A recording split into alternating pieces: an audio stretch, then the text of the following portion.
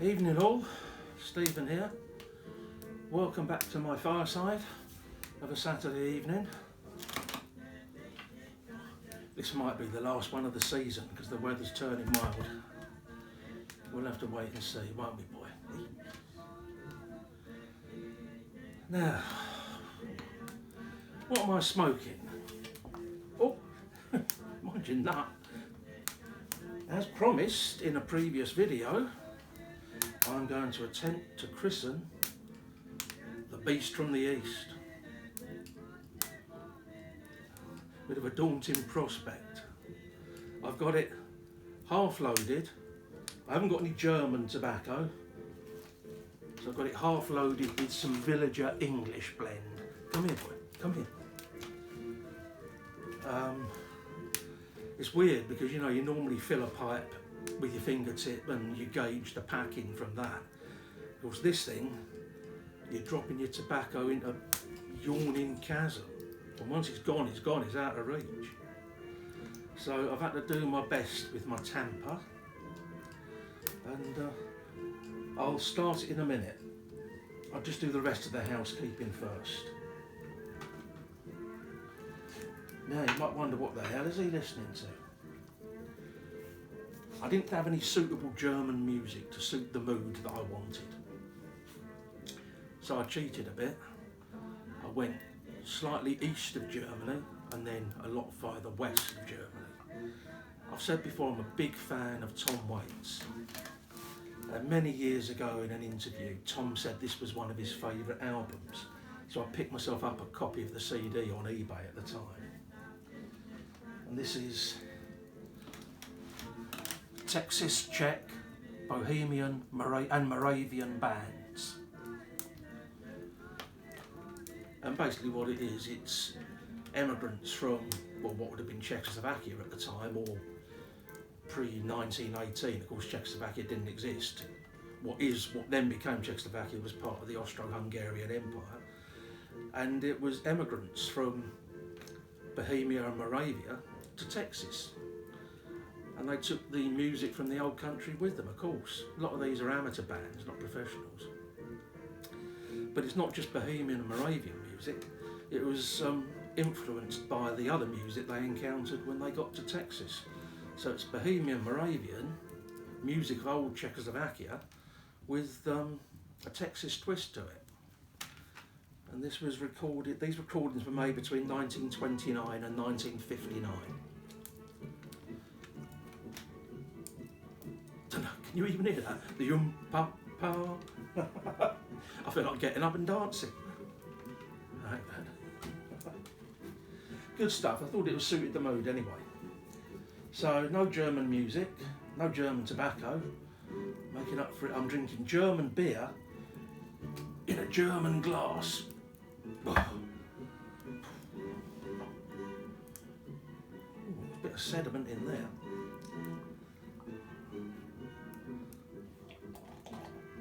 Yeah, that's lively stuff. I'm probably going to regret doing that. This is Erdinger Weissbier, a wheat beer, 5.3% ABV. Very nice. I do like a wheat beer, although it's generally more of a summer drink for me, but I shall soldier on. And this monster, this beer stein, I picked up years ago in Lidl, the German discount supermarket. Came with a bottle of beer. It's kind of like a labour saving device. It means I don't have to get up and go to the fridge so often. It's cloudy, there's a few bits floating in there. Cheers. Prost, I should say.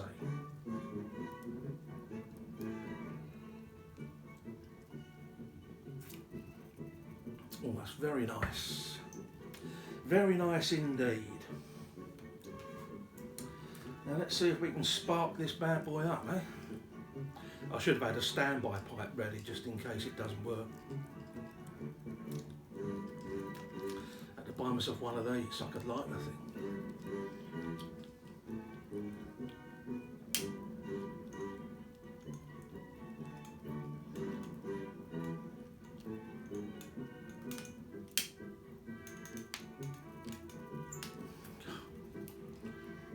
Talk amongst yourselves.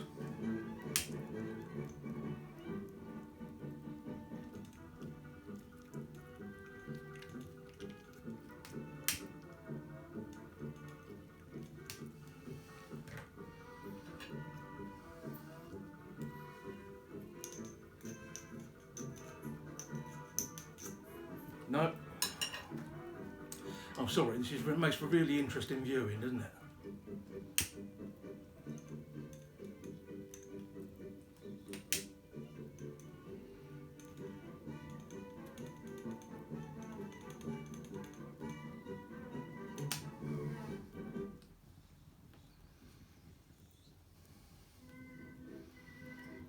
I think we're nearly there.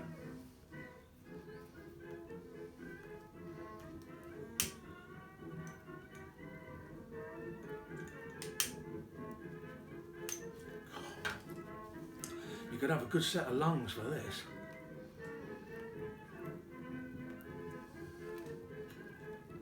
No. Sorry. It's just not doing it. I don't know, perhaps I haven't got the seal right. I'll have one more go, but then I'm going to stop because it's boring.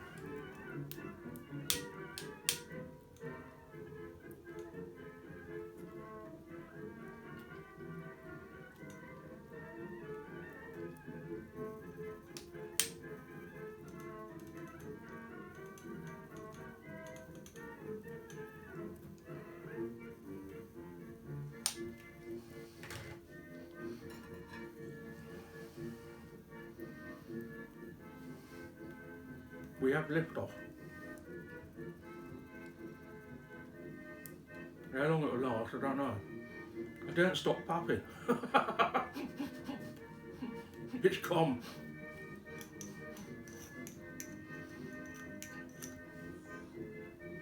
No, it's not going to work.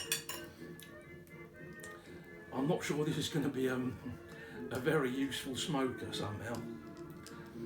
God, that gets very, very hot, as you might expect. So you'd have to be a pretty silly bugger to touch it, wouldn't you? You live and learn, you live and learn.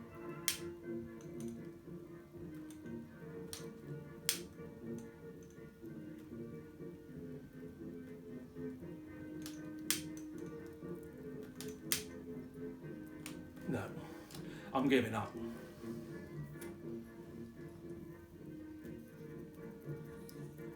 No.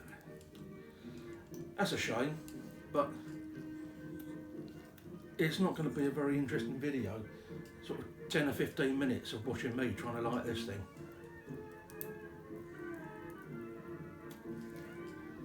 Let's see what else we've got. So how are you all doing? It's a shame because I was going to do a sort of German themed video. I'll do it anyway because I've got nothing else to talk about in mind.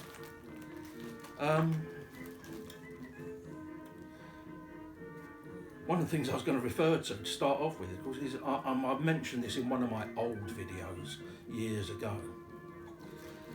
But one of my great-grandfathers on my mother's side was German. So I was sort of going to try and make a link there. So I wonder whether he ever smoked a pipe like that. I bet he sank a few like this though. And it wasn't Germany at the time he was born there. He was born in 1860. And he was born in Darmstadt, which is was the capital city of the Grand Duchy of Hesse. Anyway, what I'll now be smoking is a little no-brand mirror with some Super Value bourbon whiskey in it. And the Super Value is cheap as chips, but it's made by Sutliff. I mean, they say it's, what do they call it? Dream Castle tobacco, but it's actually owned by Sutliff. Yeah, the Grand Duchy of Hesse,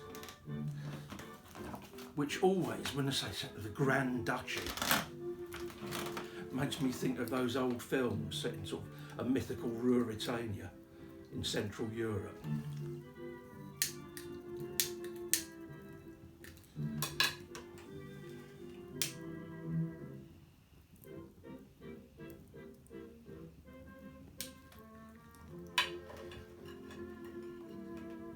Because it was the Grand Duchy in 1860 when he was born there, because the German states hadn't been unified then. And because this was before the war between the Prussians and the Austrian alliance over who would have dominance over the German states. And the Grand Duchy apparently sided with the Austrians, which was a big mistake, because in those days especially, when it came to a punch-up, the smart money was on the Prussians, and they did indeed win.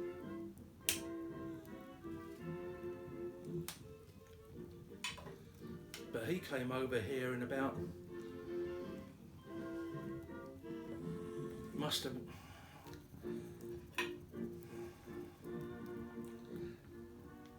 it's going to be one of those videos. Must have been the 1870s he came over, because he got a job in, he was a waiter at the Cathedral Hotel in Cheapside in the City of London. And I haven't been able to find anything out about the hotel because it's long since disappeared. Other than the fact I know obviously it was called the Cathedral Hotel because of its close proximity to St Paul's Cathedral.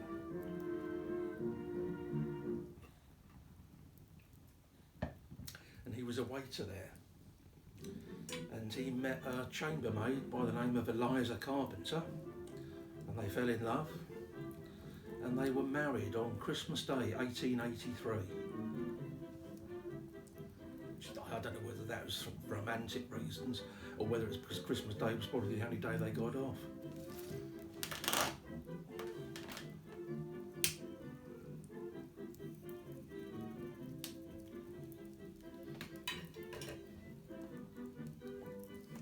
And one of the children they went on to have was my mum's dad.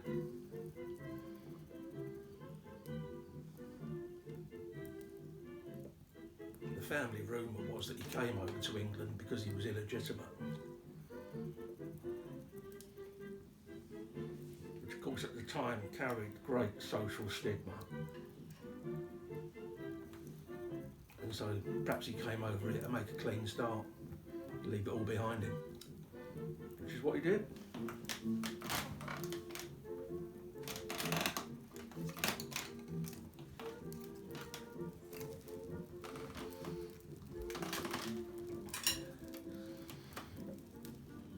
Finally got a pipe going, boy. About time, eh?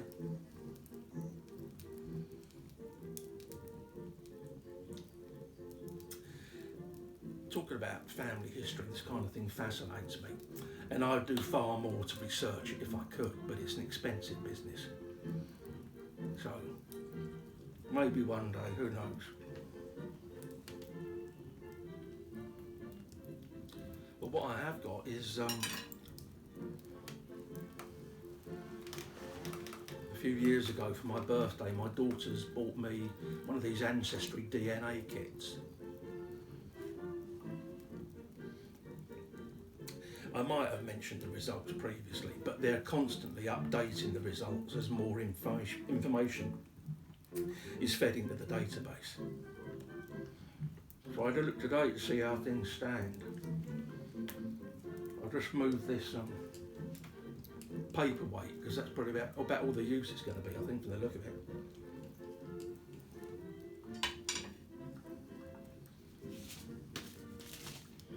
My trusty back of an envelope. Yeah, here's then how things stand as of today. My DNA history. 44% England and Northwest Europe. Didn't even make it halfway.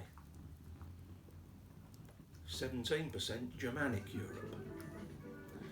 15% Sweden and Denmark. 15% Welsh. Luchjubach. I've probably just alienated any Welsh viewers I might have with that abysmal attempt at a Welsh accent. And 9% Norway. which is a rich tapestry.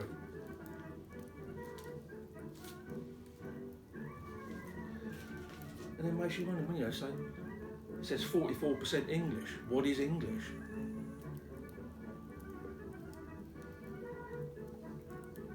I mean, we're Anglo-Saxons. And Anglo-Saxon, the term itself, is derived from the name of the two main Germanic tribes that settled in the east of England about the 4th or 5th century after the Romans had cleared out. The Angles and the Saxons. The region where the Angles settled in the east of the country is still called Anglia to this day, nearly 2,000 years later. And of course they actually gave the name to the country as a whole, because what was originally Angle land over time became England.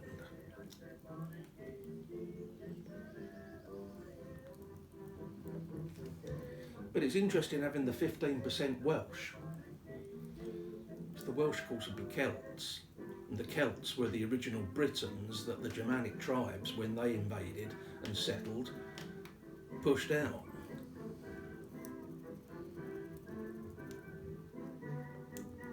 And I suppose as the Angles and the Saxons expanded westwards, they pushed the Celts before them, those that didn't want to assimilate with the Saxon society. Which is why the enclaves that remain of Celts are in the west of the country. You've got Wales, of course, is the biggest, Cornwall in southwest England, and a small enclave up in northwest England. And also there's a Celtic population in Brittany, in northwest France.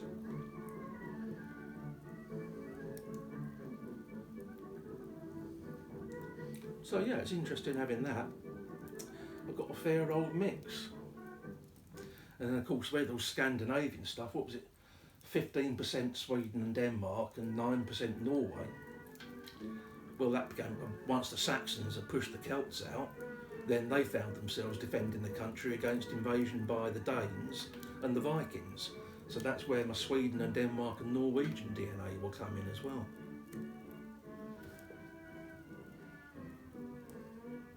Fascinating stuff.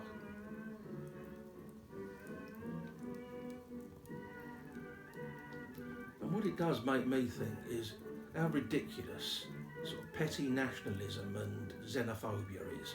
Because I'm just an average schmo, and I've got that quite rich mixture of DNA in my blood, in my past, and most people will as well.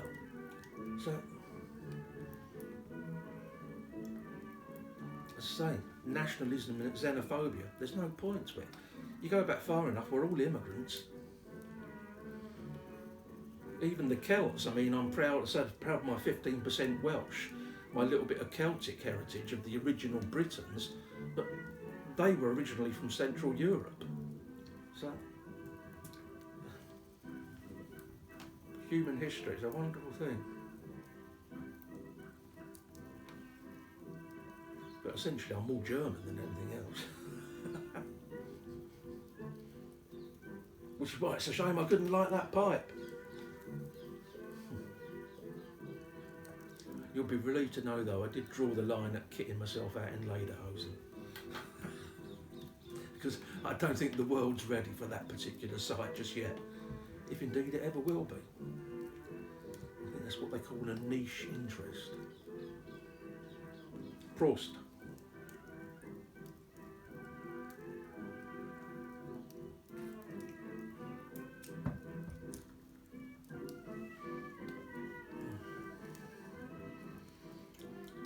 I miss the fire, but I am glad that the sunshine's come along. I'm very much a spring and summer person these days. Hate the autumn and winter. And the thing is, my daughters are pretty much the opposite. They like the autumn and winter and don't like the hot weather.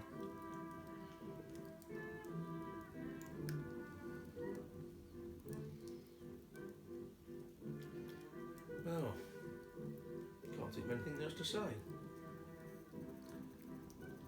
I'm going to try the pipe again after I finish the video. I'm not giving up, I'm going to have another go. There's got to be a way of getting it working.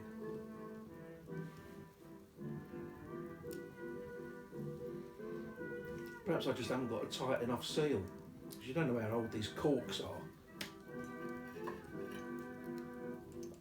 I mean, you can see that one's a bit broken there.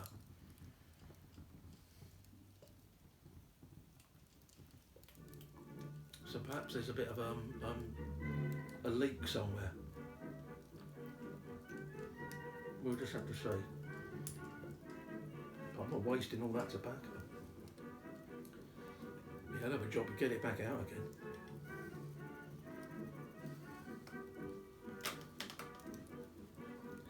Anyway, I'm waffling now. I hope you're all well. I have been watching videos. I don't tend to leave comments very often, unless I've got something I want to ask. But I do tend to, I do watch and I do give a thumbs up before I move on. So, we better go.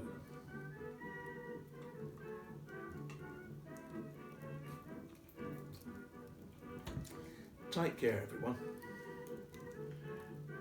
Hope you have a good week and are enjoying your weekend. And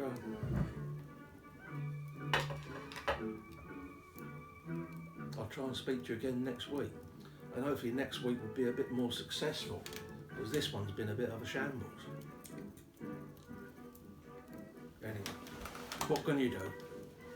Live and learn.